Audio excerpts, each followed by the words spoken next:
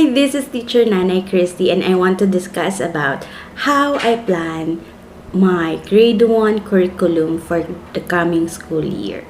Grade 1 will be our second year in homeschooling, still under Living Learning Homeschool. During kinder, I just planned the first part of it. So, kaya sera-sera, kung ano lang yung maplano. So, I really don't focus on the homeschooling itself. It's just kung ano lang yung meron, kung ano lang yung naisip kong ituro that day, yun lang yung nangyari. But since grade 1, marami siyang subject, I have to really prepare myself and ourselves for grade 1. So what I do is I follow only the recommended by the school, and fortunately we finish it early since reader na kasi si Summer prior to kinder. So, nakakapagbasa na siya, maganda na yung comprehension niya. So, it's very, very easy for me to teach her, or meron na siyang sariling time to study on her own. So, most of the time, she is studying on her own. I just pick the lesson or topic that we need to study or book that we need to study.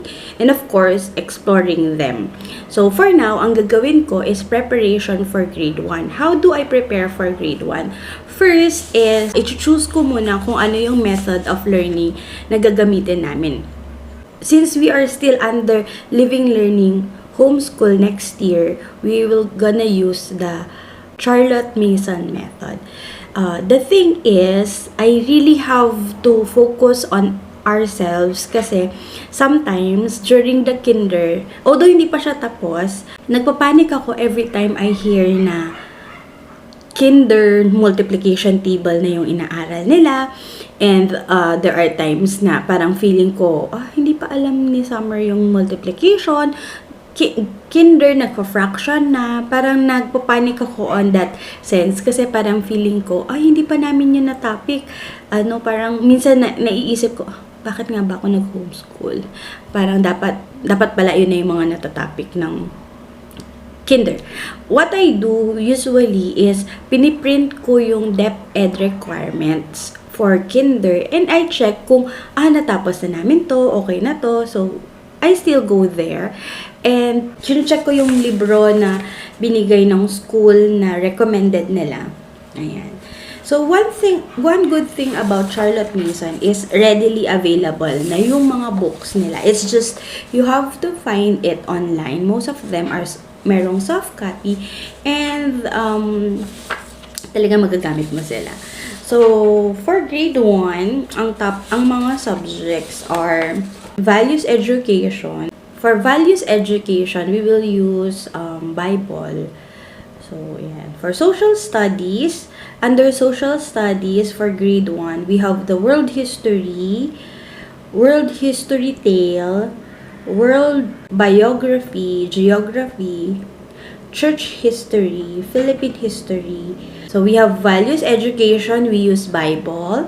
We have social study. Under social study is world history tale, world biography, geography, church history, Philippine history, biography, and other additional culture books, extra Philippine history culture books, and history tools. We also have Filipino literature, language, Filipino folk songs, and poetry. English. Under English, we have English literature, reading, language. Science, we have science, natural history, additional science resources. And we have math. In addition to this, meron kaming handicraft. So, yung MAPE, I think, music, arts, PE, physical education. So, under that is yung handicraft, artist study or the picture study for arts, folk songs or hymn, composer study for music, physical activity. So for PE, we are still under Ames Bataan. You can join them. We are doing the children ballet. So yun ang aming PE. We're good with that. And for the music, we are also under Ames. We are doing voice lesson. And maybe on her grade 2, she will be able to choose kung anong musical instrument that she likes to play in the event na gusto niya. No? So we will be still under Ames Bataan for that. For the language arts, so part of, chin-check ko din kung ano yung way of learning or ways of or methods that we're going to use. Since we are under Charlotte Mason, the things that we always use for grade 1 is copy work, oral narration, recitation, and for reading, phonics and reading practice. Yan. And memory work. So mostly ganun yung ginagawa namin. Ganun yung gagawin namin. It's quite different from the traditional, but we still cover the traditional method. And of course, for math, we are still using the arithmetic. Ayan.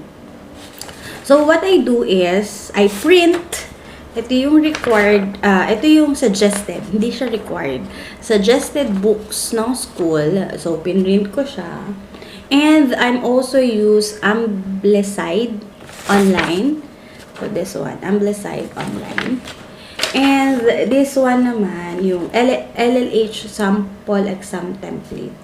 So, ano ko din yung sample exam template. So, what we have here is, pag nag-exam, ganito namin siya ginagawa.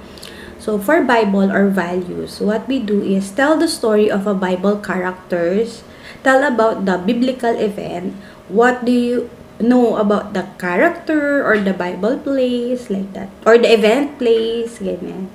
And then, it is more on tell the story of. So, that is how we do our Hello Summer. So, that is how I do the process. So, hi! Say hi! Hi! Ayan. So, what I do is, I collect the books online. So, I have collections of books that is written here. We have tons of books. We could make a library. So, we have the soft copy. So, check ko yung soft copy and I'm thinking if I'm gonna print it or not. Yun yung gagawin natin. And then, what I do is, for grade 1, we will do the narration. So, for the narration, we are going to study kung paano ba ginagawa yung oral narration. So, explain ko muna kay Summer kung ano yung mga yon, kung ano yung bakit kami mag-oral narration and the process that we're going to do. Excuse me. And the process that we should do. And then for the subjects, since I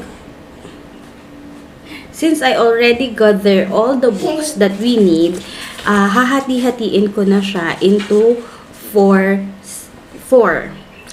Kasi we are still using quarter. So, for the first quarter, second quarter, third quarter, and fourth quarter, hahati-hatiin ko na siya. And for those na hindi namin matatapos, we will cover it. We can still cover it in year 2. So, i-focus lang namin kung ano yung kaya namin tapusin. And then, for those na hindi naman namin matatapos, we can go it for year 2 or grade 2. So, grade 1 to grade 3 naman, almost the same lang yung mga subjects and lessons. Ayan.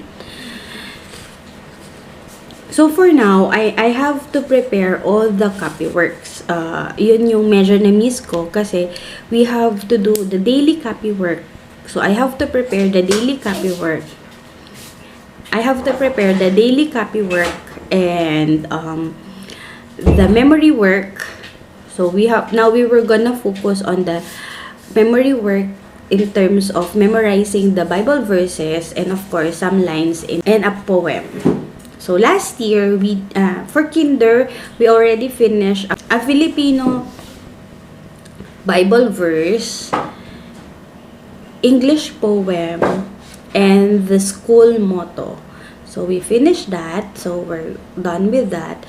Also, ano pa ba? Yan.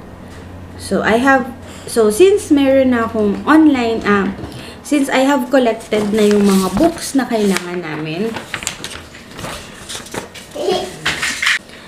and I have to check. Meron na akong mga books, so ang i-check ko na lang kung anong available namin dito na kasi merong mga nandito na wala kami. For example, wala kaming Children Garden of Verses and Handbook of Nature Study. So I have to look for another book na available sa amin. We already have, we need to prepare kung ano yung mga daily activity namin. So for our daily activity, what we gonna do is, we have the copy work or the grammar, spelling, recitation, map work, and math. So that will be our daily activity. For the weekly activity, work, so di ibig sabihin ng weekly activity work, once a week lang namin. So ipa-plot ko pa to kung anong araw siya, is the map work, century book, nature study, music, arts, Shakespeare. For example, for day 1, we have the Bible, some books that we need to read, and some arts that we need. For this year, since medyo different ang kinder sa grade 1 in a way, kasi for kinder, free kami kung anong gusto namin gawin, in a way na parang hindi siya masyadong pressured kasi we are just introducing the real school work. Unlike for grade 1, medyo structured na siya in such a way na dapat mas marami na kaming output, mas marami na kaming kailangan na, what do you call this? For homeschooling, we do portfolio. So, yun, kailangan mas marami na kaming picture for the portfolio. Ganyan. So, and of course, we have to focus on writing. Yun kasi yung hindi namin na-focus for grade 1 is writing. But we do copy work, and maganda na yung handwriting niya. It's just medyo mabagal. So, we have to focus on that. I want to see my drawing is all for you. Ayan. So, nag-improve na yung drawing niya, and it's very nice na. And yung this year pala, we will focus on the brushes. So, meron silang subject na tungkol sa pagpipaint. So, kailangan namin magkaroon ng brush drawing. So, yan. Mag-brush drawing kami. I'm very excited for this. Ayan lang. So for now, ipa-plot ko muna yung schedule namin that works for our family because we are homeschooling. We need to have a routine and we have to plot it including the chores, including our daily work kasi meron kaming daily work, so kailangan din namin ma-plot and without compromising the schedule of the homeschooling. And since we are doing the Charlotte Mason method, it is only 5 to 15 minutes per subject. And of course, since isa lang siya, it would be easier and we could focus on the things that really matter. And this grade 1, we are trying to focus on the Catholic tradition and of course to reinforcing the values of why we are Catholic and for her to use that in the future.